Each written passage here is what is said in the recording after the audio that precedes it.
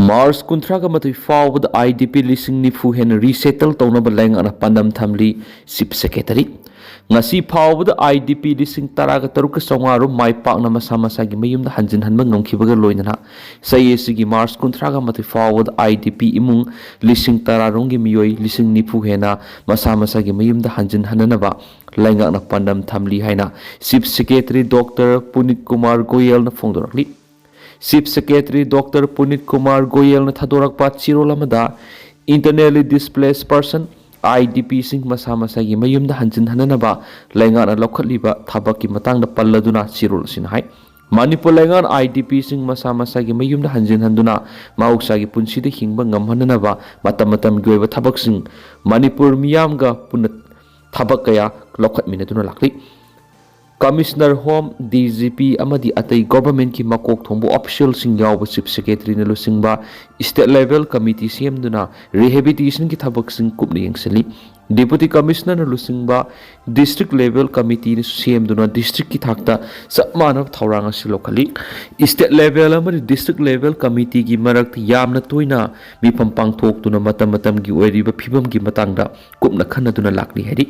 ahan balenga ki khongthang di IDP sing masa masagi mayumda hanjin hanba amadi makhoibu hingbagi lambi piba mahimar sing tamba amadi hanagi community hanjil hanba haibasini IDP sing sumnagi masa masagi mayumda hanjin hanba haibadu lainga ki panamati lainga ki panamdi makhoigi mahausagi punsida akiba laitana hanjin hanba amadi senthok lambi lehenduna hinganbani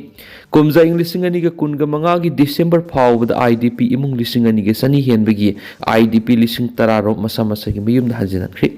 PMAYG special gi makhada yum lising taret sanaba sanction tokri hauzik yum sabagi thabak khumang yang sina sangsili laingana ngasi phawbada IDP imung lising ahunga satre rongi IDP lising taraga turka songarom resettle tohon mangamkhri tuan mafam singdagi IDP sing asigi resettlement gi dama laingana lupa crore sam ga kun ge mari relief tokri sayesigi Mars phawba IDP imung lising tara henbagi IDP lising nifu hena masa masagi mayumda hanjin hanabagi panam laingana thamli athuba matamda IDP khudimak masa masagi mayumda hanjin hanba haibisi lainga asigi pandam ni hainasu Chief Secretary na phongdorakli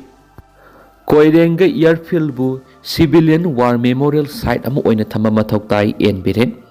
Prithvi gi ani suba lanjau matam digi lairaba Koirenga airfield asi civilian memorial site amu oina semgat paga loinana preserve tawduna thamba mathoktai haina hanagi Chief Minister Nongthomam Biren na phongdorakli Hanagi Chief Minister Nongthomam Biren ex thadorakpa worolamada Prithvi gi ani suba lanjau da laikhidraba Allied Force ki lanmi sing ning sing duna Imphal War Cemetery ning thi nanga senduna ngasi sutamli aduga lanjau sida laikhidraba Japan ki lanmi sing bu ning sing duna Nambol gi maibam lokpa singda Japanese War Memorial amadi museum semgatuna thamli masina lanjau sida laikhidraba sing bu ngasi phawba miyamna ning sing hali Lanjau sida Manipur gi misa miyam kya gi thawai katkhi amadi kaya amana asu opan nang batana tana punchi chupagi soinaiba phawbu enki adubu makhoigi awaba madi sacrifice du budi ngasi phawba aikoina ningsing bidana leiri matam adura Koirenga airfield asi yaun state asi gi tuan mafam singda thadarakhiba bomb na Manipur gi misam sani jahumrom thawai thaki abasi sienglabu wapham amoiri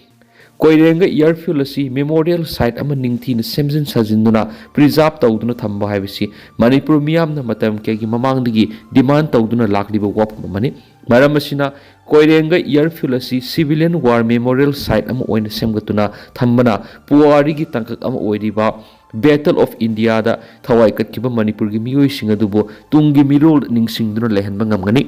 kumza inglising amaga samapan ga nifuga nithoi digi lairaklaba Koirenga airfield asi malem gi oiba puwari gi tangkak amaga sagona ba mafam ama oiribani haujikti airfield asi security force na occupy tawbadana tana akoibada su mi kungna tare maram asin asiguma malem gi puwari gi tangkak amaga sagona riba airfield asi da laisiliba security force ngasi lauthopiduna atop mafam amada thambiduna tungi mirol gi damang airfield asi memorial site ama sengbat piyu haina hanagi Chief Minister N Birena Union Defense Minister Rajnath amadi atai mari lena ba authorities singi pungning singsilakli Manipur kanba khongsat lup singna sakonarakli lamdam sigi maira paibi amadi nupi lup singna mapung oiba thaudang lawminasi kokomi women wing Lakliba Janawari Kuntraga Matoida Coordinating Committee on Manipur Integrity Kokomina Sinduna Satkadoriba Manipur Kanba Kongset Asibu League of Indigenous Peoples Upliftment Lipul All Manipur Muslim Organization Coordinating Committee Amadi Kanglei Indigenous Martial Arts and Cultural Society Kimaksna Sagalakli AMU gi recruitment exam sa tharingaida solun si lambigi thawang haksin lawi musu Manipur University da pangthokani haina tawriba madi ngasi dagi hoduna sa thariba non teaching staff ki recruitment process asibu lali haiduna kanglai pak student association KSA gi thawmi khara na ngasi university asida sa thariba niyam kaiba thaba adu Manipur University Student Union musu 2025-26 na akan mamong kandem tawi hadi musu gi siro lamada khongjang sangsin bada mahiru singi mingda maikhung ublaga lup ki mingda miyoi khara na lusingduna academic atmosphere thugwai recruitment exam sa tharingaida solon sinduna sa thakiba thong university gi property thuwaibna singmu sa thakiba si haksina lawi english singa niga taraga mari da phamkiba executive council na Manipur University of Statute 19 clause 2 gi matang da khanaraba matung UGC na Mars English singa niga kunga mari da ayaba piduna sa naba hoba sahi tara heli haukiba sahi tara henma sida lawrakiba statutory posting asibu English singa niga taraga mari da warep nakiba statute 19 clause 2 asigi makhara lokibani asu kuiraba saye sida KSA na para haudrabra haujikta irang sakatpegi nunggiwe bu wapum karino musuna hiram asigi matang na mangjungna lebak miyamda clarification thamkri soiri hairiba statute 19 clause 2 asi asoibi yawrabadi EC ama nauna phamduna afaba statute amend tawbiyu haibasini Manipur bu special crisis affected state ama oina laukthoknaba MPCC na taksingkhri Sathariba Parliament ki budget session manung Manipur bu special crisis affected state ni haina laukthokpaga loinana Manipur gi special financial package amasung dedicated relief and reconstruction package normal plan pandagi tokhaina laukthokna ba Manipur Pradesh Congress Committee MPCC President Kaisa Megasandrana Union Government gi pungning singsikri